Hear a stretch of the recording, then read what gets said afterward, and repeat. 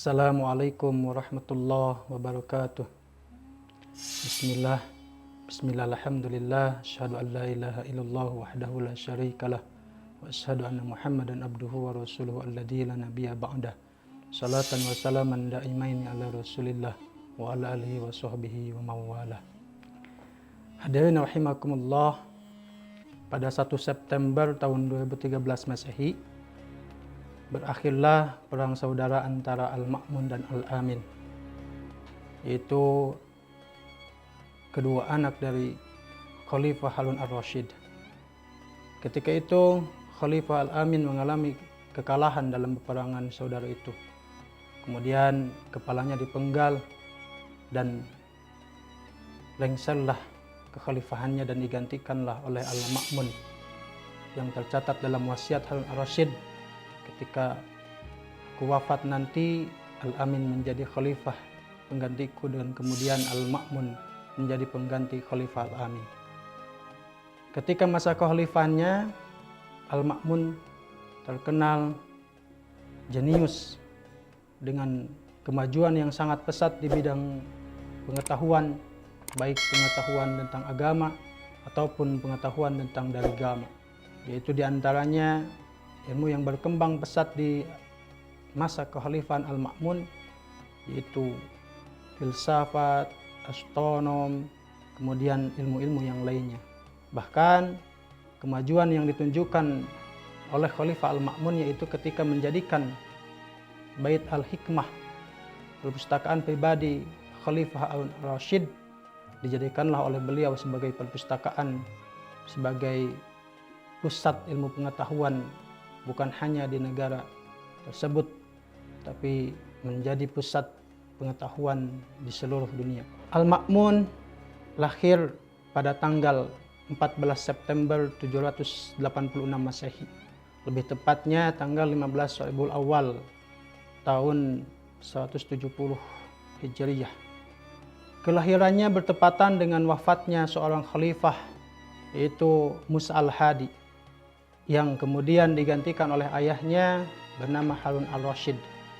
Pada peristiwa ini pun disebutkan malam yang penuh dengan peristiwa yang dahsyat, yaitu wafatnya khalifah, dibaiatnya khalifah, dan lahirnya calon khalifah yang nanti ketika usia 27 tahun akan menjadikan dirinya sebagai khalifah pengganti daripada ayahnya.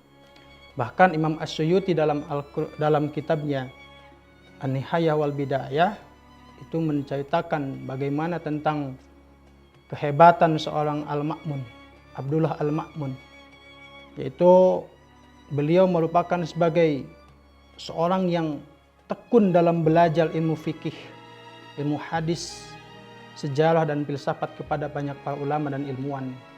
Dia seorang yang istimewa, yang memiliki kemauan yang kuat, kecerdasan, kewibawaan dan kecerdikan. Dan dia adalah seorang pembicara yang fasih. Bahkan ketika itu adalah seorang orator yang paling ulung. Bahkan dalam kitabnya Al-Bidayah wal Nihayah, Imam As-Suyuti mengatakan sulit mencari perbandingan di antara Khalifah Abbasiyah dengan Al-Ma'mun sebagai khalifah pada saat itu.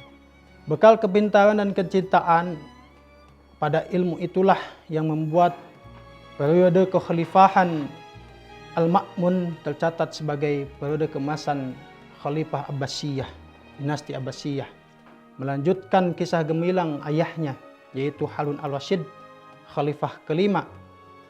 Kalaulah pada masa khalifah kelima itu Bait Al-Hikmah dijadikan sebagai perpustakaan pribadi, pada masa Al-Ma'mun Bait Al-Hikmah dikembangkan menjadi semacam perpustakaan negara dan pusat kajian. Khalifah Al-Ma'mun lahir dari seorang ibu yang tidak memiliki kasta. Seorang ibu yang awalnya dia hanya seorang budak yang bernama Murajil, dari suku biasa, kalangan biasa. Akan tetapi dia memiliki kemampuan, kemauan, sehingga dinobatkan sebagai khalifah yang membawa ke masa keemasan pada dinasti Abbasiyah.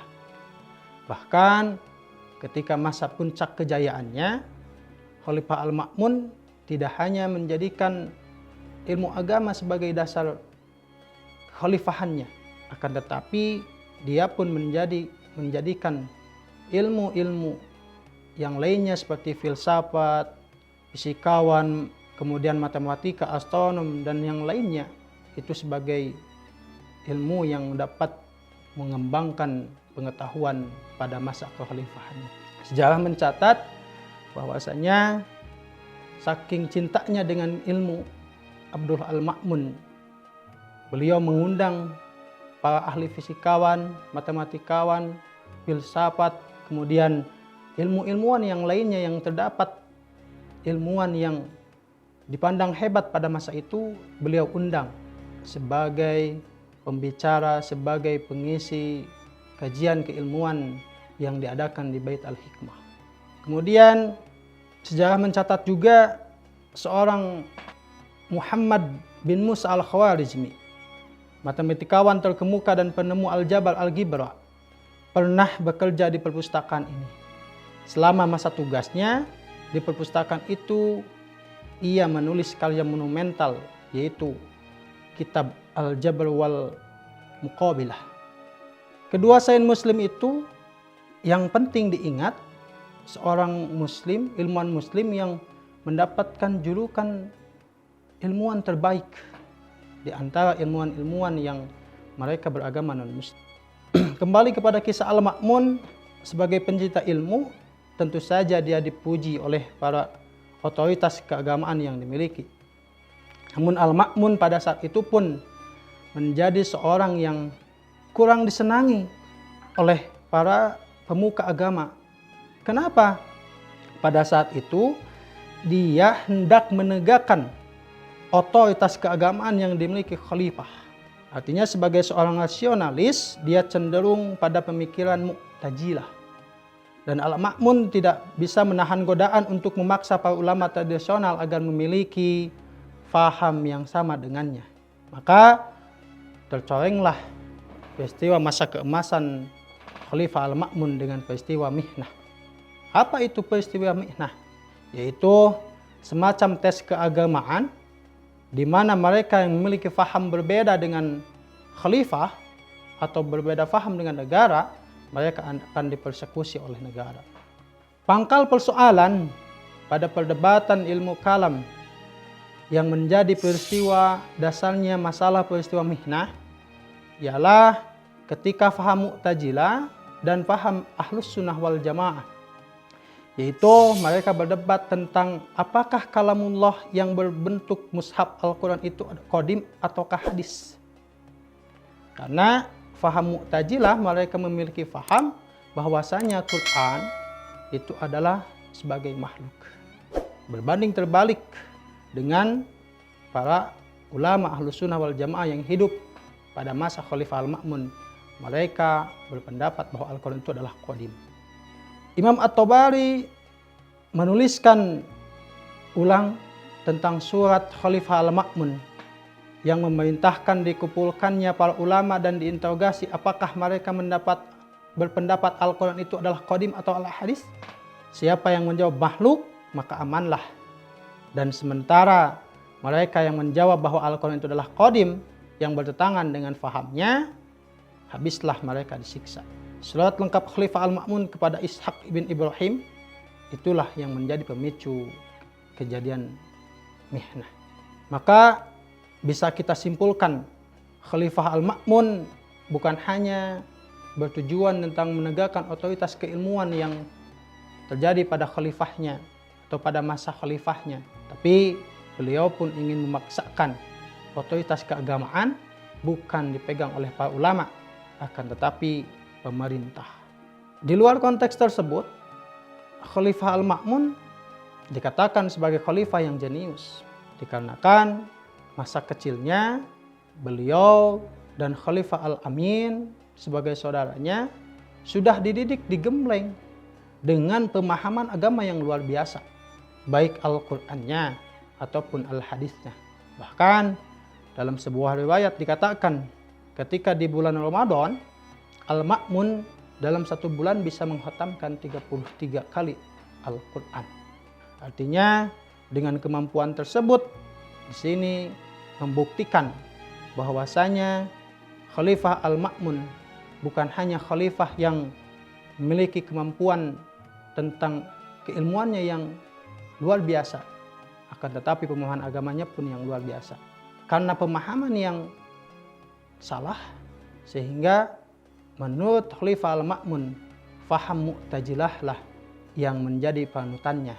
Sehingga faham Ahlus Sunnah wal Jamaah ketika itu dikesampingkan, yang memicu tentang kejadian mihnah. Tapi ketika kita berbicara tentang sejarah Khalifah Keemasan Abbasiyah, Khalifah Al-Ma'mun, kita sebagai manusia yang biasa, manusia yang tak akan pernah lupa akan sejarah, kita jadikan masa kejayaan Al-Ma'mun sebagai khalifah yang penuh dengan pembekalan keilmuan yang luar biasa, keilmuan keagamaan, keilmuan umum yang dia miliki, itu sebagai pemicu motivasi agar kita senantiasa istiqomah dalam thalabul ilmi.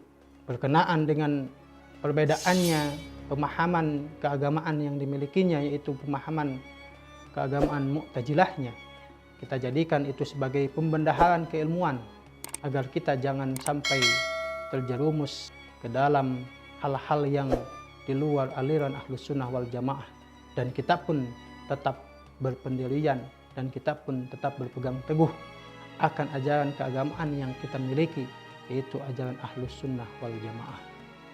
Dan tetapi tentang kemajuan pesat di bidang keilmuan, kemajuan pesat di bidang pendidikan, kemajuan pesat di bidang pembangunan fasilitas-fasilitas pendidikan, kita jadikan itu sebagai motivasi untuk menjadikan diri kita, menjadikan negara kita sebagai negara yang bisa menciptakan, mendirikan lembaga pendidikan yang luar biasa, menciptakan suasana keilmuan yang luar biasa, yang pada akhirnya kita pun mendapatkan derajat tertinggi di hadapan Allah Subhanahu wa Ta'ala. Mungkin sejarah singkat tentang Khalifah Al-Ma'mun, dinasti keemasan pada masa dinasti Abbasiyah, itu yang bisa kami sampaikan.